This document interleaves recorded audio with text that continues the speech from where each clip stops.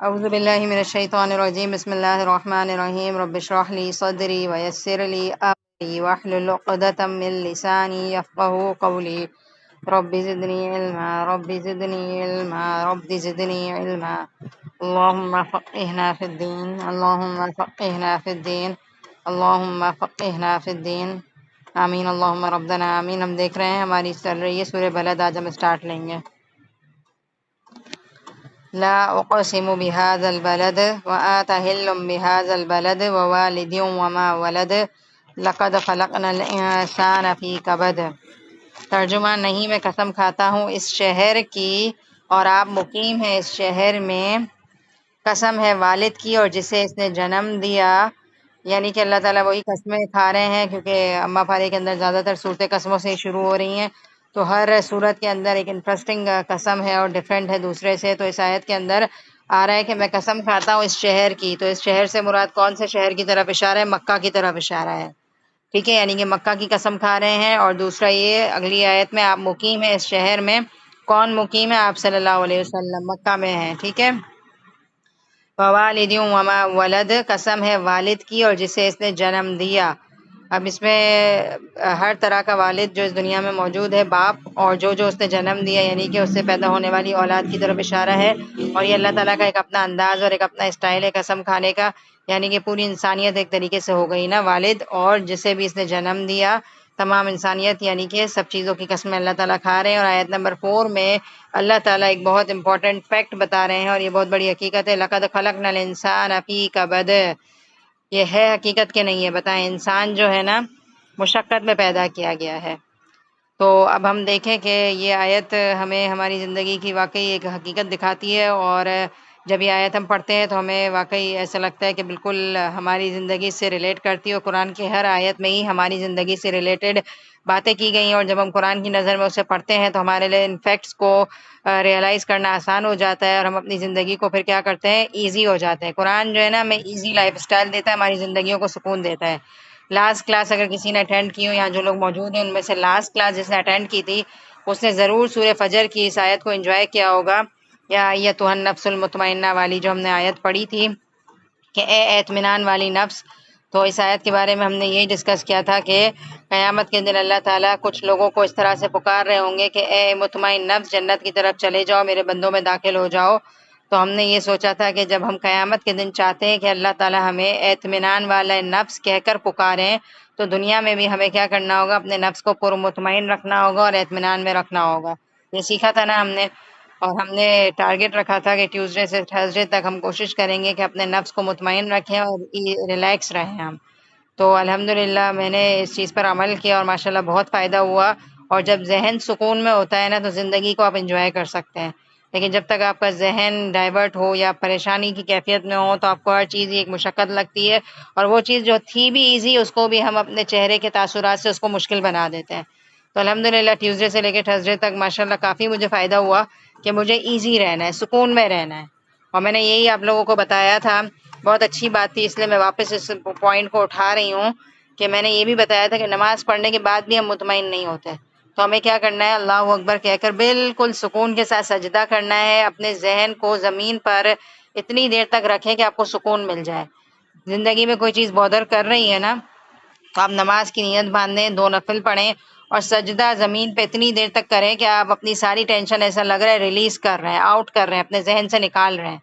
اور ویسے بھی اللہ تعالیٰ نے سجدے کے اندر ایک ویسے تو اللہ سے تعلق ہی اتنا گہری چیز ہے کہ زمین کی طرف جب ہم جھک جاتے ہیں تو ہم سب سے نیچی کیفیت میں آ جاتے ہیں، اور اللہ تعالیٰ بلند ہے، بہت بڑے ہیں، تو ہم یہ ظاہر کر رہے ہوتے کہ اللہ ہم سارے میٹر آپ کے حوالے کرتے ہیں، اور ہماری کوئی ظاہر سی بات ہے اوقات نہیں ہے، ہم کچھ بھی نہیں ہیں، ہم ذرہ ہیں، زمین کے آگے ہم نے اپنا سر رکھ دیا ہے، اور آپ بادشاہوں کے بادشاہ ہیں، آپ خزانوں کے مالک ہیں، آپ میری پریشانی کو جانتے ہیں، لہٰذا ہم اپنی ساری ٹینشنز ریلیز کر رہے ہوتے ہیں اور اللہ کے حوالے کر دیتے ہیں اپنا میٹر۔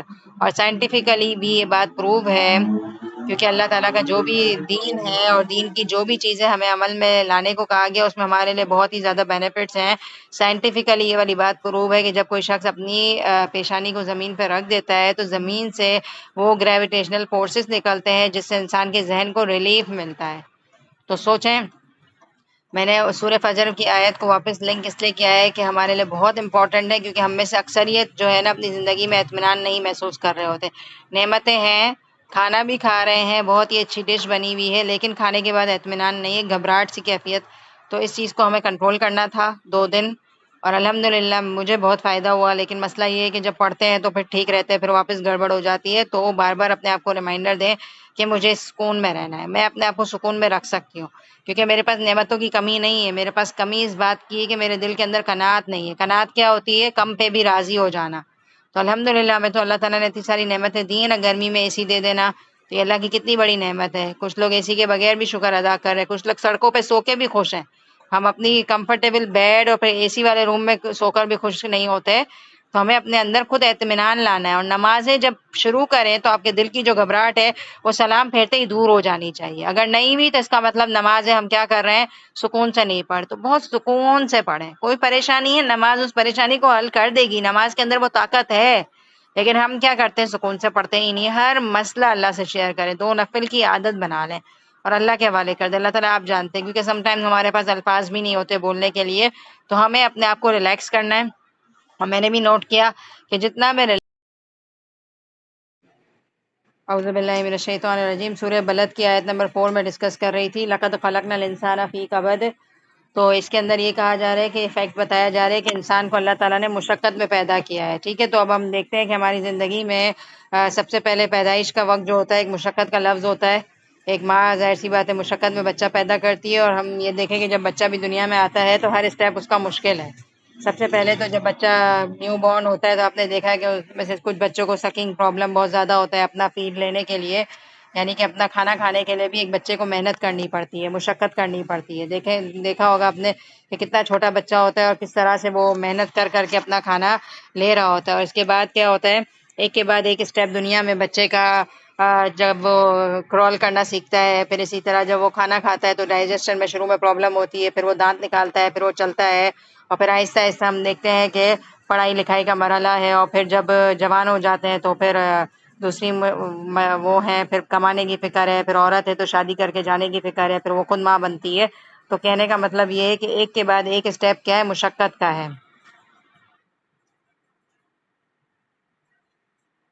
اللہ آسان کر دے. آج کلاس تھوڑی سی میرا دماغ بہت ڈائیورٹ ہو رہا ہے کیونکہ میرا قرآن بھی نہیں کھل رہا ہے. اف. ہاں، میری آواز تو آ رہی ہے نا آپ لوگوں کو؟ ایسا نہ ہو کہ پتہ چلے آواز بھی نہیں پہنچ رہی میری.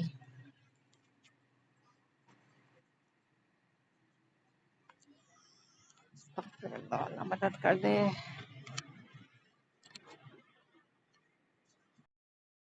جو مخالف پارٹی ہے نا، جو نان مسلم ہے، وہ بھی کیا کر رہی ہے؟ دنیا کے لیے لڑ رہی ہے نا. اسلام والا جو ہوتا ہے، مسلمان ہوتا ہے، وہ جب اپنی جان کی بازی لڑا دیتا ہے تو اس کے پیچھے نیت یہ ہوتی ہے کہ اللہ راضی ہو جائے، اور اگر وہ واپس لوٹتا ہے کامیابی حاصل کر کے تو مانے غنیمت مل جائے. لیکن پہلی پرائیورٹی کیا ہوتی ہے؟ کہ اللہ کا دین کی سر بلندی. تو وہ بھی اپنے آپ کی جان کی بازی لگا دیتا ہے، اور جو اس کی اپوزٹ پارٹی ہوتی ہے، جو نان مسلم ہوتی ہے، وہ بھی کیا کرتی ہے؟ اپنی جان کی بازی لگا دیتی ہے. تو کہنے کا مطلب یہ ہے کہ ہر انسان جو ہے نا صبح سے رات تک کہیں نہ کہیں محنت کر رہا ہے. کچھ لوگ اپنا کیریئر بنانے کے لیے محنت کر رہے ہیں، کچھ لوگ جابس کر رہے ہیں، کچھ لوگ دنیا کی انتھک کوششیں کر رہے ہیں کہ ان کو زیادہ سے زیادہ مال حاصل ہو جائے. تو کہنے کا مطلب یہ ہے کہ ہم یہ دیکھیں کہ میری محنت کس چیز کی طرف ہے. ہمیشہ کی طرح میں یہی کہوں گی کہ روز رات کو ہم سب تھک کے سوتے ہیں، اور پھر جب ہم سو جاتے ہیں تو اللہ تعالیٰ ہمارے سارے سیلز کو ریکور کرتے ہیں، اور ہم صبح ایک فریش جسم کے ساتھ صبح کا آغاز کرتے ہیں. تو تھکنا تو ہم سب کا حصہ ہی ہے زندگی کا. تو ہمیں یہ دیکھنا چاہیے کہ ہم کس چیز کے پیچھے تھک رہے ہیں. اور جب دین کے لیے تھکتے ہیں نا الحمدللہ، تو جب رات کو ہم سوتے ہیں اور پھر ایک تھکن کا احساس ہوتا ہے تو ایٹ لیسٹ دل میں یہ خوشی ہوتی ہے کہ آج الحمدللہ ہمارا جسم، ہماری باڈی اور ہماری بہت ساری صلاحیتیں اللہ کے دین کی سربلندی کے لیے لگی ہیں، اور الحمدللہ کوئی ہمیں پچھتاوا نہیں ہوتا کہ ہم اپنے آپ کو ضائع کیا. لیکن اس کے برعکس آپ نے دیکھا ہوگا کہ جب ہم بازار چلے جاتے ہیں اور شاپنگ کر کر کے تھک ہار کر جب گھر آتے ہیں اور عشاء کی نماز اللہ معاف کرے ہم سے نہیں پڑھی جا رہی ہوتی، تو ہمارے دل کے کسی نہ کسی کونے پہ یہ بات ہوتی ہے کہ کتنا تھکا دیا نا میں نے اپنے آپ کو دنیا کے پیچھے. اور پھر ہمیں افسوس ہوتا ہے، اور اگلی دفعہ کے لیے ہم سوچتے ہیں کہ جائیں گے لیکن ایک ترتیب سے، ایک طریقے سے، کہ اتنا نہ تھک کر آئیں کہ نماز ہی نہ پڑھی جائے. ٹھیک ہے، تو ہم اپنے آپ کو اس آیت کی روح سے یہ سمجھائیں کہ مجھے کیا کرنا ہے، کس طرح سے اپنے آپ کو اللہ کے لیے وقف کرنا ہے اور اللہ کے دین کے لیے مشقت کر کے تھکنا ہے. ٹھیک ہے، پھر ہم دیکھتے ہیں لقد خلقنا الانسان فی کبد کے بعد آ رہا ہے ایحسب ان لن یقدر علیہ احد یقول اہلکت مالا لبدا، انسان یہ سمجھتا ہے، ایحسب کا مطلب ہے کیا انسان یہ گمان کرتا ہے، ان لن یقدر علیہ احد، کہ کوئی اس پر قادر نہیں ہے، یعنی کہ انسان اپنے آپ کو کیا آزاد سمجھتا ہے کہ وہ جو دل جا رہا ہے کرتا رہے اور کوئی اس کو دیکھ نہیں رہا یا کوئی اس کی پکڑ نہیں کر رہا۔ تو اللہ تعالیٰ ہر انسان کو دیکھ رہے ہیں اور اللہ تعالیٰ جب چاہے اس کی پکڑ بھی کر سکتے ہیں۔ اور انسان کیا کہتا ہے کہ میں نے ہلاک کیا ڈھیروں مال۔ آیت نمبر 6 کا مطلب یہ ہے کہ انسان یہ سمجھتا ہے کہ وہ اللہ تعالیٰ کے راستے میں مال دے رہا ہے اور پھر اللہ تعالیٰ کے دین کی سربلندی کر رہا ہے، تو ایسا نہیں ہے۔ انسان کو اللہ تعالیٰ ہی توفیق دیتے ہیں کہ وہ اللہ کے راستے میں اپنا مال لگائے۔ وہ کہتا پھرتا ہے کہ میں نے بڑا کام کیا، تو جب اللہ تعالیٰ توفیق دے تو پھر ہمیں شکر ادا کرنا چاہیے، نمائش نہیں کرنی چاہیے۔ ایحسب ان لم یرہ احد، کیا وہ یہ سمجھتا ہے کہ اسے کوئی دیکھ نہیں رہا؟ الم نجعل لہ عینین، اب اللہ تعالیٰ کچھ نعمتوں کا ذکر کر رہے ہیں کہ اللہ تعالیٰ نے انسان کو کیا کیا نعمتیں عطا کی ہیں، کہ اللہ تعالیٰ یہ کہہ رہے کہ کیا نہیں ہم نے بنائی اس کے لیے 2 آنکھیں، ولسانا وشفتین، اور 1 زبان اور 2 ہونٹ، وہدیناہ النجدین، اور دکھائے ہم نے اسے دونوں راستے۔ تو یہ ساری نعمتیں بہت امپورٹنٹ نعمتوں میں سے ہے جس کا ذکر قرآن میں اکثر جگہ پر آتا ہے۔ تو ہمیں یہ دیکھنا چاہیے کہ ہم ان نعمتوں کا کیا استعمال کر رہے ہیں۔ 2 آنکھیں، آنکھوں کا کیا استعمال کر رہے ہیں ہم؟ سوچیں ہم دن بھر اپنی آنکھوں کا کیا استعمال کرتے ہیں، سوچنے کا۔ جب یہاں بیٹھے ہوئے ہیں نا، تو یہاں بیٹھنے کا مقصد صرف یہی ہے کہ ہم اللہ کے قرآن کو پڑھ کے غور و فکر کریں، اور جب ہم قرآن بند کر لیتے تو ہمیں یاد بھی نہیں ہوتا ہم نے کیا پڑھا ہے، لہٰذا ابھی 2 منٹ بیٹھ کر سوچیں کہ میں اپنی آنکھوں کا کیا استعمال کر رہی ہوں۔ اسی طرح وَلِسَانًا وَشَفَتَيْن، اور 1 زبان اور 2 ہونٹ۔ اور اب آپ یہاں دیکھیں کہ زبان 1 ہے اور ہونٹ 2 ہیں۔ ہونٹ کیا کرتے ہیں؟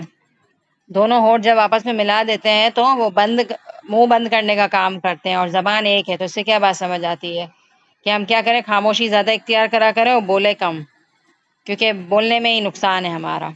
صرف اسی وقت بولیں جب ہم کوئی صحیح بات کر رہے ہیں، ٹھیک ہے، ورنہ ہمارے لیے خاموش رہنا زیادہ بہتر ہے، کیونکہ زبان ہی ہمیں کیا کر رہی ہے، نقصان دے رہی ہے نا، کیونکہ بولنے کے بعد ہی انسان پچھتاتا ہے، خاموشی پر کبھی کوئی نہیں پچھتایا۔ تو اپنی زبان کا ہم کیا استعمال کرتے ہیں، کیونکہ زبان اللہ تعالیٰ کی ایک نعمت ہے جس کے ذریعے سے ہم اللہ تعالیٰ کا پیغام لوگوں تک پہنچا سکتے ہیں اور دین کی سربلندی کا کام کر سکتے ہیں، اور اسی زبان سے ہم یا تو پھر مسکراہٹیں بکھیر سکتے ہیں لوگوں کے چہروں پر، یا کیا کر سکتے ہیں، لوگوں کے دلوں کو زخمی کر سکتے ہیں۔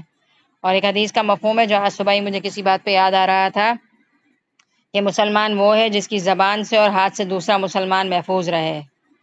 آپ لوگوں کے بارے میں جب سوچتے ہیں نا، کوئی بھی انسان آپ کے دماغ میں آتا ہے، کوئی بھی ایک انسان اپنے دماغ میں لائیں، اللہ معاف کرے جو زبان کا تیز ہے، جب میں یہ آیت بول رہی ہوں تو آپ کے دماغ میں یقیناً ایسے لوگ آئے ہوں گے جو بڑے زبان کے تیز ہیں، تو آپ کے ذہن میں تو آئے ہیں، لیکن اللہ نہ کرے جب کوئی اور سوچے تو اس کے ذہن میں آپ آئیں۔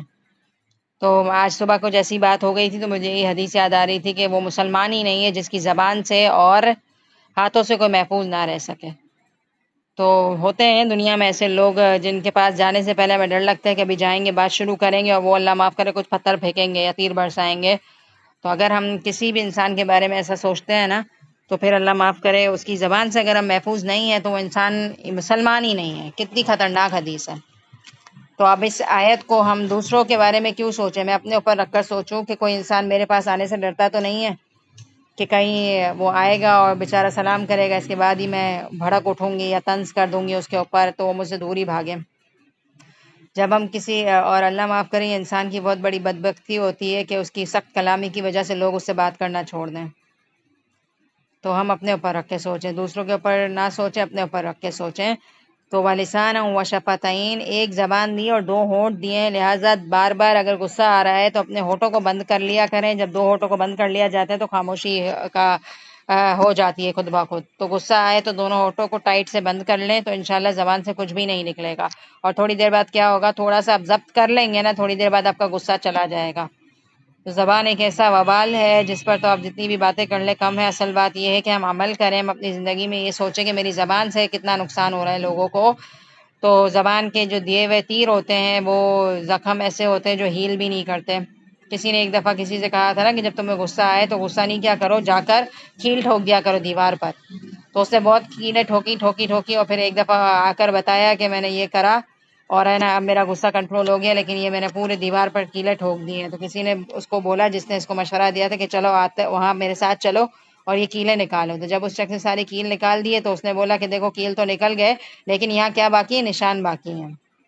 تو اس سے کیا بات سمجھ آتی ہے کہ زبان کے دیے ہوئے زخم جو ہے نا ساری زندگی ہیل نہیں ہو سکتے، لہٰذا ہمیں ایٹ لیسٹ یہ کوشش کرنی چاہیے کہ ہماری زبان سے کسی کو نقصان نہ پہنچے۔ اور روز صبح زبان کیا کرتی ہے؟ پورے اعضاء کے سامنے یہ کہتی ہے کہ خدا کے لیے صحیح رہنا، تو صحیح رہے گی تو سب کچھ صحیح ہے، اگر تو پھسل گئی تو پھر ہماری خیر نہیں ہے۔ تو انشاءاللہ ہم سب اپنے آپ کو روز صبح ریمائنڈر دیں کہ مجھے اپنی زبان سے نقصان نہیں پہنچانا، بس زبان پر نظر رکھیں۔ اور زبان کو بہتر بنانے کے لیے بیسٹ ٹپ میں آپ کو یہ دوں گی کہ اپنی زبان کو اللہ کے ذکر سے تر رکھیں، گیلا رکھیں، ہر وقت اللہ کا ذکر کرتے رہیں۔ اور اللہ کے ذکر کے اندر وہ پاور ہے کہ جب آپ کوئی غلط بات کرنے لگیں گے تو آپ کو ایک اندر سے پاور ملے گی کہ آپ غلط بات سے اپنی زبان کو روک سکیں گے۔ ٹھیک ہے، تو یہاں اللہ تعالیٰ کی نعمتوں کا ذکر ہے، آیت نمبر 8، 9 اور 10۔ آیت نمبر 9 کے اندر کیا، 8 کے اندر کیا کیا ہے؟ آنکھوں کا ذکر ہے، تو آنکھوں کا دیکھیں کیا استعمال کر رہے ہیں ہم۔ آیت نمبر 9 کے اندر ایک زبان اور 2 ہونٹوں کا ذکر ہے، اور آیت نمبر 10 کے اندر وَهَدَيْنَاهُ النَّجْدَيْنِ، اور دکھائے ہم نے اسے دونوں راستے۔ کون سے دونوں راستے اللہ تعالیٰ نے ہمیں دکھائے ہیں؟ خیر اور شر کا راستہ۔ تو کل قیامت کے دن کوئی انسان یہ نہیں کہہ سکے گا کہ اس کے پاس ہدایت نہیں آئی تھی۔ اللہ تعالیٰ کا یہ رول ہے کہ اللہ تعالیٰ نے دنیا میں جب انسان کو بھیجا ہے تو خیر اور شر دونوں چیزوں کو گائیڈ کر دیا ہے۔ اور ہمیشہ کی طرح میں یہی کہوں گی کہ کوئی انسان بھی چاہے وہ اللہ کے دین کو پڑھتا ہو یا نہیں پڑھتا ہو، یہ نہیں کہے گا کہ جھوٹ بولنا اچھی بات ہے یا کسی کو دھوکہ دینا اچھی بات ہے۔ ٹھیک ہے، ہر انسان کو پتہ ہے نا کہ یہ دونوں چیزیں غلط ہیں، تو پھر ہم اللہ تعالیٰ کو کوئی دلیل نہیں دے سکتے۔ اللہ تعالیٰ نے انسان کی فطرت کے اندر یہ دونوں راستے ڈال دیے ہیں کہ what is right and what is wrong. آیت نمبر 11 دیکھتے ہیں، فَلَقْتَحَمَ الْعَقَبَةَ، پس نہ وہ داخل ہوا گھاٹی میں، وَمَا أَدْرَاكَ مَا الْعَقَبَةُ، اور کیا چیز بتایا آپ کو کہ وہ گھاٹی کیا ہے۔ اب گھاٹی کا کیا لفظ آ رہا ہے کہ آیت نمبر 11 اور 12 کے اندر ایک گھاٹی کا ذکر کیا جا رہا ہے، اور گھاٹی جو ہے نا ایک طریقے سے کوئی گہرائی والی چیز کو کہتے ہیں، تو یہ اللہ تعالیٰ کا ایک انداز ہے۔ اور آیت نمبر 13 اور 14 اور 15 کے اندر اور 16 کے اندر اللہ تعالیٰ بتائیں گے کہ ایکچولی گھاٹی کیا ہے۔ گھاٹی جو ہے نا، گھاٹی عبور کرنا ایک مشقت کے لیے سمبل یوز ہوتا ہے۔ تو اب یہاں اللہ تعالیٰ کیا بتا رہے ہیں کہ یہ ہے مشقت کے کام، نیکی کے کام، جس کو کرنے کے لیے انسان کی ایک ایفرٹ لگتی ہے، لیکن اگر وہ کر لے تو بڑی نیکی کے کام ہے یہ۔ فَكُّ رَقَبَةٍ، آزاد کرنا ایک گردن کا۔ ٹھیک ہے، اب آپ دیکھیں کہ آج کے دور میں ہم غلاموں کو تو آزاد نہیں کر سکتے، غلام آزاد کرنے کی طرف اشارہ ہے، لیکن ہم اس آیت پر بہت ڈیفرنٹ طریقے سے عمل کر سکتے ہیں۔ کیسے کر سکتے ہیں؟ مثال کے طور پر کوئی بے گناہ مجرم جیل میں بیٹھا ہوا ہے اور اگر اس کو پیسوں کی ضرورت ہے تو ہم اس کی ہیلپ کر کے اس کو آزادی دلا سکتے ہیں۔ اسی طرح کوئی انسان کسی کے ظلم و ستم کا شکار ہے اور ہم جانتے ہیں کہ اس پر کوئی ظالم مسلط ہے اور سامنے والے پر ظلم ہو رہا ہے، اور اگر ہم تھوڑی سی ایفرٹ کریں اور اس شخص کو ظلم سے نجات دلا سکتے ہیں تو ہم آج کے دور میں اس آیت پر اس طرح عمل کر سکتے ہیں۔ ٹھیک ہے، اسی طرح کسی کو بھی کسی قسم کی غلامی سے نجات دلانا، یہ ساری چیزیں اس کے اندر آئیں گی۔ تو آیت نمبر 13 میں یہی کہا جا رہا ہے کہ ہم اپنی نظریں رکھیں کہ ہمارے معاشرے میں کس انسان کو ہماری مدد کی ضرورت ہے، یا کوئی انسان اللہ نہ کرے غریب ہے اور بالکل اپنی زندگی کو گزار نہیں پا رہا، تو ایک طریقے سے غربت کے بوجھ تلے دب رہا ہے، تو اس کو بھی ہم کیا کر سکتے ہیں؟ بیسک نیڈز دے کر اس کی بھی اس پریشانی کو دور کر سکتے ہیں ہم۔ ٹھیک ہے، آیت نمبر 14 واپس ہمارے پاس وہی آ گئی جو سورہ فجر کے اندر بھی آئی تھی اور بیشتر مقامات پر آئی ہے، اور اس سے امپورٹنس پتہ چلتی ہے۔ او اطعام فی یوم ذی مسغبہ، یا کھانا کھلانا ایک دن میں بھوک والے کو، یعنی کہ کوئی ایک دن ہم کسی غریب کو کھانا کھلائیں جو بھوک والا دن ہو، یعنی کہ وہ انسان بھوکا ہو تو اس کے کھانے کی مدد کرنا۔ تو یہ قرآن میں بیشتر مقامات پر آتا ہے، جس میں یہ پتہ چلتا ہے کہ کسی کو کھانا کھلانا جنت میں لے جانے والے کاموں میں سے ایک کام ہے۔ ایک حدیث کا مفہوم ہے کہ تم کھانا کھلاؤ اسے جسے تم جانتے ہو یا نہیں جانتے، تم سلام کرو اسے جسے تم جانتے ہو یا نہیں جانتے۔ تو کسی کو کھانا کھلانا بہت بڑی نیکی ہے جو انسان کو جنت میں لے جا سکتی ہے، لیکن شاید ہم اس نیکی کو بہت لائٹ لیتے ہیں اور ہم بہت ہی مشکل سمجھتے ہیں اس نیکی کو۔ تو جو ہاؤس وائفز ہیں اور جو گھر والوں کے لیے کوکنگ کرتی ہیں تو وہ یاد رکھیں کہ یہ کوئی معمولی سا کام نہیں ہے، اللہ تعالیٰ نے اس میں بھی جنت لکھی ہے۔ اب آپ دیکھیں نا کہ دنیا میں آنے کے بعد انسان بچہ ہوتا ہے، پھر آہستہ آہستہ ایک ایوریج اسٹیج پر پہنچتا ہے، پھر شادی ہو جاتی ہے، تو عورت کی ذمہ داری ہے گھر کی دیکھ بھال کرنا اور مرد کی ذمہ داری ہے باہر نکل کر کمانا۔ تو باہر نکل کر کمانا، حلال کمائی کیا ہے؟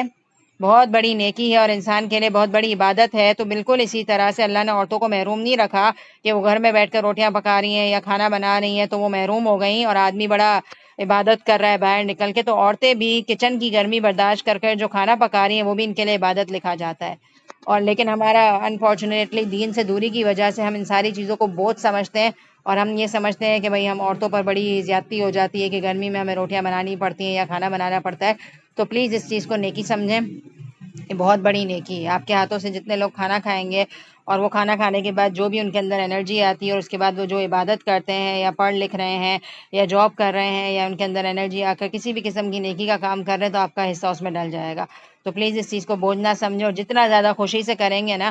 اور آپ دیکھیں نا، نیکیاں کرنے کا تو ہمیں ویسے ہی شوق ہوتا ہے نا کہ تھوڑا ٹائم مل جائے، مجھے ذرا صدقہ کر لوں میں، یا مجھے بھی، میں عورت ہوں اور میرے پاس ٹائم نہیں ہوتا بچوں کی دیکھ بھال سے یا کچن سے مجھے فرصت نہیں ملتی تو میں بھی بڑی بڑی نمازیں پڑھ لوں. تو بیٹا آپ جو کچن میں بیٹھے ہوئے کام کر رہے ہیں وہ بھی آپ کے لیے نیکی ہے. لہٰذا آپ صرف نیت صحیح کر لیں اپنی. دنیا میں صبح سے لے کر رات تک آپ جتنے بھی کام کر رہے ہیں نا وہ سب نیکی ہیں. جو بھی کام ہے، بچوں کو اسکول بھیجنا، لیکن پھر ہم ماتھے پہ بل بنائیں اور اٹھیں اور سوچیں کہ بھائی کیا ہے، صبح سویرے اٹھنا پڑتا ہے اور بچے کب بڑے ہوں گے کہ اسکول بھیجنے کی جان چھوٹے. تو یہ ساری چیزیں نیکیاں ہی ہیں. اٹھتے ہیں نا 7 بجے یا جو بھی ٹائم ہے آپ کا، تو آپ کی نیکی سٹارٹ ہو جاتی ہے. بچوں کی اچھی پرورش کرنا اور ان کو بہترین طریقے سے تربیت دینا ایک ماں کی ذمہ داری ہے، اور اگر اچھے طریقے سے کرے تو پھر کیا ہی بات ہے. صدقہ جاریہ بنائیں ہم اپنے لیے، ٹھیک ہے. تو یہ ساری چیزیں ہمارے لیے نیکیاں ہیں. یتیم انظام اقربا، کسی یتیم قرابت والے کو. اور اب آپ دیکھیں کہ یتیم بھی کون ہے؟ جو قرابت والا ہے. اور یتیم کی ڈیفینیشن میں نے کل ہی بتائی تھی سورہ فجر کے اندر کہ وہ نابالغ بچہ جس کا باپ فوت ہو جائے. ماں کے مرنے سے کوئی یتیم نہیں ہوتا. بچہ بھی کیا ہونا چاہیے؟ نابالغ ہونا چاہیے. لیکن جب بلوغت کی عمر میں چلا جائے گا تو وہ یتیم نہیں ہوگا. تو چھوٹے بچے کی طرف اس میں اشارہ کیا جا رہا ہے. قرابت کا لفظ یوز ہو رہا ہے، اس کا مطلب اللہ نہ کرے ہماری فیملی میں قریبی کوئی یتیم ہو، یا تو فیملی کے قریبی ہوں، یا اگر فیملی میں کوئی نہیں ہے تو پھر ہم ہمسایوں میں قریب دیکھیں گے کہ کون ایسا ہے جو ہمارے قریب رہتا ہے اور بیچارہ یتیم ہے. تو ہم کیا کریں؟ اس کی تعلیم و تربیت کا یا جتنا ہم سے ہو سکے فائنینشلی اس کو سپورٹ کر سکیں یا فزیکلی بھی محبت دے سکے تو ہمیں دینی چاہیے، ہمارا فرض بنتا ہے. او مسکین انظام اتربا، یا کسی مسکین خاک نشین کو. اب دیکھیں ہم روڈوں پر جاتے ہیں نا تو بہت طرح کے لوگ بھیک مانگنے کے لیے آ جاتے ہیں. تو کچھ لوگ تو پیشہ ور گداور جو فقیر ہوتے ہیں ان کی مدد ہمیں نہیں کرنی چاہیے، کیونکہ ہمیں نہیں پتا کہ وہ اللہ نہ کرے پیسوں سے لے کر نشہ کر رہے ہیں یا جو بھی کر رہے ہیں. لیکن اگر کوئی انسان محنت کر رہا ہے اور کچھ بیچ رہا ہے اور روز آپ دیکھتے ہیں کہ بیچارے کی جگہ پہ کھڑا ہوا ہے، تو پھر کبھی اس کا جائزہ لیں اور کبھی پوچھیں کہ آپ کہاں رہتے ہیں اور کیا آپ کی زندگی ہے، اور ذرا جائزہ لے کر آ جائیں اس کے گھر ور کا، اور پھر اس کی ہم ہیلپ آؤٹ کر سکتے ہیں. لیکن ہمارا مسئلہ یہ ہے کہ ہم اتنی ایک اپنی ذات میں کھوئی ہوئی زندگی گزارتے ہیں کہ ہمیں اپنے سے باہر نکلنے کی فرصت ہی نہیں ملتی ہے. لیکن کچھ لوگ ماشاءاللہ اتنا صدقہ اور اتنی نیکی کے کام کرتے ہیں کہ وہ گھر جا جا کر لوگوں کی ضروریات کو پورا کر رہے ہوتے ہیں. تو اللہ تعالیٰ ہمیں بھی توفیق دے کہ ہم لوگوں کی زندگیوں کو سمجھیں اور اصل ضرورت مند تک ہم پہنچ جائیں. اور جب ہماری نیت ہوتی ہے نا تو یقین مانیں اللہ ہمارے گھروں تک بھیج دیتے ہیں ضرورت مند. یہ میری آزمائی بھی بات ہے کہ جب ہم سوچتے ہیں نا کہ اللہ مجھے فلاں، جیسے صدقے کی آیات ہم لوگوں نے پچھلے دنوں پڑھی تھی، یاد ہوگا میں نے آپ لوگوں کو کلاس میں بھی ڈسکس کیا تھا کہ صدقے کی آیات ہم نے پڑھی تھی، اور میں نے یہ بتایا تھا کہ یہاں صدقہ کریں، وہاں صدقہ کریں، ڈفرینٹ جگہ پہ کریں، صرف خاص جگہیں نہ ہو تاکہ کل قیامت کے دن ساری جگہوں سے آپ کا اجر آ رہا ہو. اور میں نے کلاس میں بھی ڈسکس کی تھی یہ والی بات کہ جب نیت ہوتی ہے نا تو الحمدللہ گفتگو میں کوئی نہ کوئی ایسی بات کوئی کر دیتا ہے کہ فلاں جگہ پر کچھ اللہ معاف کرے مسکین رہتے ہیں یا ہم یہ نیکی کا کام کر رہے ہیں، تو کیا آپ حصہ ڈالنا چاہو گے؟ تو میں نے بتایا تھا آپ لوگوں کو کہ میری نیت تھی اور ہم نے پڑھی تھی ان دنوں میں صدقے کی آیت. تو ماشاءاللہ مجھے پھر ایک جگہ پر موقع ملا تھا کہ کہیں ایک ہیں باجی، وہ پارے وغیرہ پڑھاتی ہیں، تو ان کو پارے چاہیے تھے. تو میری امی نے اس میں پارٹیسپیٹ کیا تھا، تو اتفاق سے وہ مجھے بتا رہی تھی، تو فوراً سے میں نے جو پیسے نکال کے رکھے تھے میں نے ان کو دے دیے. تو کیا میں نے آپ کو کہا کہ جب ہماری نیت ہوتی ہے نا تو ہمیں کوئی نہ کوئی کال آ جاتی ہے یا کوئی نہ کوئی ہمیں میسج آ جاتا ہے کہ فلاں جگہ پر ضرورت مند ہیں تو آپ اپنا حصہ ڈال دیں. تو نیت کی ساری بات ہے، لہٰذا ہم اپنی نیت کریں کہ اللہ ہمارے مال کو بہترین جگہ پر آپ ہم سے صدقہ کروا لیں اور جس کو ضرورت ہے وہاں تک ہمارا مال پہنچا دیں. اور جب ہم بہت ہی دل سے دعا کرتے ہیں تو اللہ تعالیٰ ہمیں مواقع دے دیتے ہیں. ٹھیک ہے. تو آیت نمبر جو ہم نے دیکھا کہ ایک دشوار گزار گھاٹی ہے، کیا ہے دشوار گزار گھاٹی؟ آیت نمبر 13، 14، 15، 16 اور 17. کیا ہے دشوار گزار گھاٹی؟ ایک تو یہ کہ انسان کسی گردن کو آزاد کروائے. کوئی بھی انسان ظلم و ستم میں ہے تو اس کو آزادی دلانا. مسکینوں کو بھوک والے دن میں کھانا کھلانا، کسی یتیم قرابت والے کی مدد کرنا یا کسی مسکین کی مدد کرنا، تو یہ ساری بڑی بڑی نیکیاں ہیں، اور اس کو اللہ تعالیٰ تشبیہ دے رہے ہیں گھاٹی عبور کرنے سے۔ گھاٹی جو ہوتی ہے نا، ایک مشقت والی جگہ ہوتی ہے، اس کو عبور کرنے کے لیے انسان کو بہت زیادہ ایفرٹ کرنی پڑتی ہے اور ایک محنت کرنی پڑتی ہے۔ اس لیے اللہ تعالیٰ ان ساری آیات کو ایک گھاٹی سے تشبیہ دے رہے ہیں اور کہہ رہے ہیں کہ انسان تو دنیا میں آیا ہے تو دوسرے کے لیے بھی سوچ۔ اب آپ سوچیں نا کہ ہم اپنی زندگی گزار رہے ہیں، ہمیں منتھلی یہ جو آدمی کما کے دے رہے ہیں گھر چلانے کے لیے پیسے، تو آپ سوچیں کہ ہم اس میں اپنی ضروریات کے بارے میں سوچ رہے ہوتے ہیں، ہم نہیں سوچتے کہ ہم کسی اور کے بارے میں بھی سوچیں اور اپنے مال کا بہترین جگہ پر صدقہ کریں۔ اپنے گھروں میں صدقہ باکس رکھیں، اس میں پیسے جمع کرتے جائیں، یقین رکھیں کہ آپ ضرور جمع کریں۔ جیسے آپ کچھ چیزیں اپنے آگے کے بینک بیلنس کے لیے دے دیتے ہیں نا، دنیا کے لیے سیو کرتے رہتے ہیں، ہزاروں میں یا جتنے میں بھی آپ کرتے رہتے ہیں، تو پلیز 100 کر کے آپ ایک صدقہ باکس میں ڈالیں، اور پھر ایک بڑی جب اماؤنٹ کلیکٹ ہو جائے تو کسی ادارے میں جا کر ڈونیٹ کر کر آ جائیں۔ تو وائسلی اپنے مالوں کو خرچ کریں کہ کل قیامت کے دن اللہ تعالیٰ ہمیں بہترین طریقے سے ہمیں ہمارا اجر دے اور اپنے پیسوں کو ہم ضائع نہ کریں اور صحیح جگہ پر یوز کر لیں۔ اور جب ہم دنیا کے بینک بیلنس میں ہزاروں میں نوٹیں بھیج رہے ہوتے ہیں تو ہم یہ سمجھتے ہیں کہ کل ہمیں فیوچر میں کام آئے گی، اور یہ حقیقت ہے، دنیا کا سسٹم تو یہی ہے، لیکن تھوڑا آخرت کے بینک بیلنس کے بارے میں بھی سوچیں کہ وہاں بھی تو ضرورت ہوگی نا ہمیں۔ اور انسان کا مال پتہ ہے کون سا ہے؟ جو اس نے صدقہ کر دیا وہ اس کا مال ہے۔ جو اس نے کھا لیا اور پہن لیا وہ تو کیا ہے، ختم ہو جائے گا، اور جو وہ بچا کے چلا جائے گا نا دنیا میں لاکرز کے اندر، وہ وارثوں کا ہو جائے گا۔ آپ کو مرنے کے بعد وہاں سے کچھ نہیں آنے والا، الا یہ کہ کوئی بڑا اچھا آپ کی اولادیں ہوں اور وہ صدقہ خیر جاریہ کے کاموں میں لگا دیں آپ کے ناموں پہ، تو بڑی ہی بات ہے، ورنہ کوئی حصہ نہیں آئے گا آپ کو۔ آپ کو تو وہ ملے گا جو اپنے زندگی میں اپنے ہاتھوں سے آگے بھیج دیا۔ انسان کہہ رہا ہوتا ہے نا میرا مال، تو یہ انسان کا مال نہیں ہے جس کو وہ سمجھ رہا ہے۔ انسان کا مال وہی ہے جو اس نے صدقہ کر دیا، باقی تو وارثوں کا ہے۔ ثم كان من الذين آمنوا وتواصوا بالصبر وتواصوا بالمرحمة، پھر وہ جو ان میں سے ایمان لائے اور انہوں نے ایک دوسرے کو تلقین کی، صبر کی، اور ایک دوسرے کو تلقین کی، رحم کرنے کی۔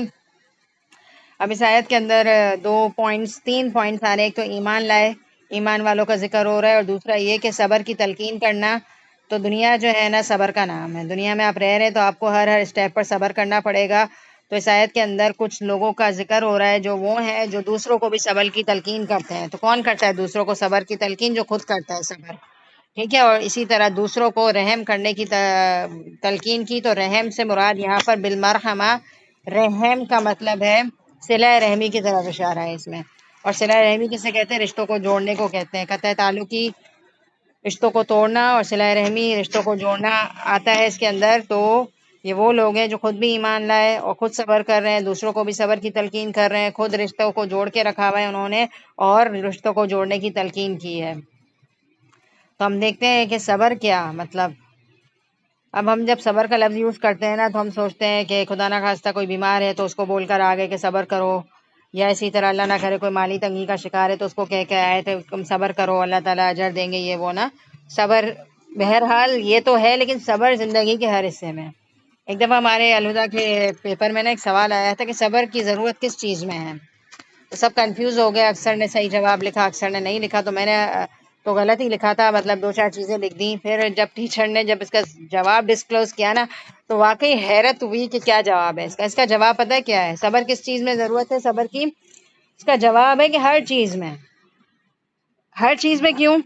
کلاس لے رہے ہیں نا، اب صبر سے بیٹھنا پڑے گا آپ کو۔ اب آپ گھڑی دیکھے جا رہے ہیں کہ کب بجیں گے 4:45 اور ہماری کلاس ختم ہوگی، تو اگر آپ قرآن کی کلاس لے رہے ہیں نا تو آپ کو 1 گھنٹہ سکون سے بیٹھنا پڑے گا۔ کچھ لوگ موبائل اٹھا کر ادھر گھوم رہے ہیں ادھر گھوم رہے ہیں، کچن میں جا رہے ہیں، کبھی کیا کر رہے ہیں کبھی کیا کر رہے ہیں، تو وہ ان کی مرضی ہے۔ لیکن کچھ لوگ کیا کر رہے ہیں ماشاءاللہ کہ ان کے دل کے اندر اترے قرآن اور ان کو فائدہ ہو جائے اور اللہ کا کلام سن رہے ہیں تو ذرا سیریس ہو کر سنیں، تو وہ اپنی بیٹھ پر آرام سے بیٹھے ہوئے قرآن کھول کر دل لگا کر سن رہے ہیں، ٹھیک ہے۔ جو ادھر ادھر نکل رہا ہے تو وہ صبر کم کر رہا ہے، اور جو ایک جگہ پر بیٹھا ہوا ہے صبر سے کام لے رہا ہے، ٹھیک ہے۔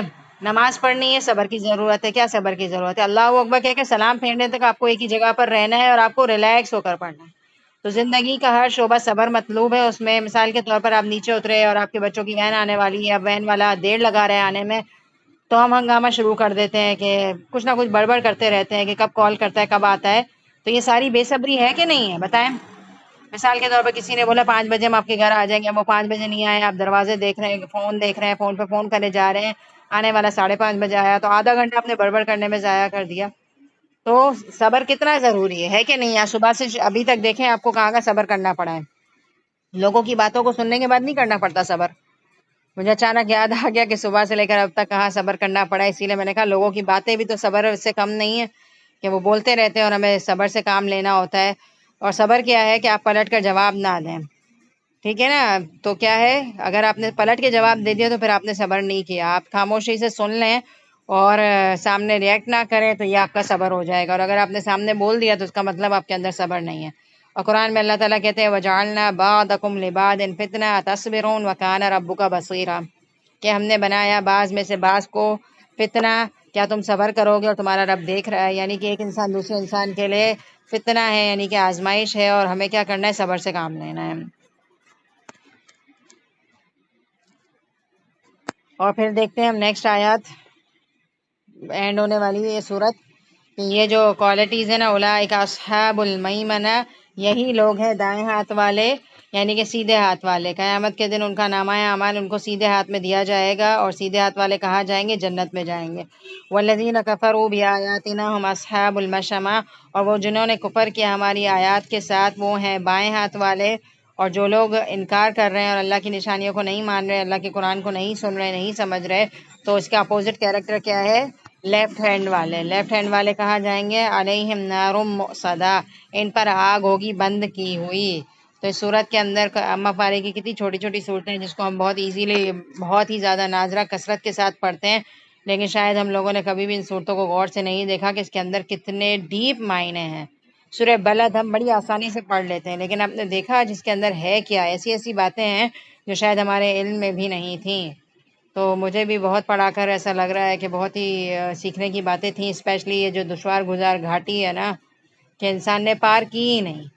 تو انسان کو کیا کرنا ہے؟ اپنی زندگی میں ذرا ان ساری چیزوں پر فوکس کرنا ہے اور اپنے مال کو بہترین جگہ پر لگانے کی کوشش کریں. اور دیکھیں، ہم کہتے ہیں نا اللہ تعالیٰ سے ہاتھ اٹھا کے کیا دعا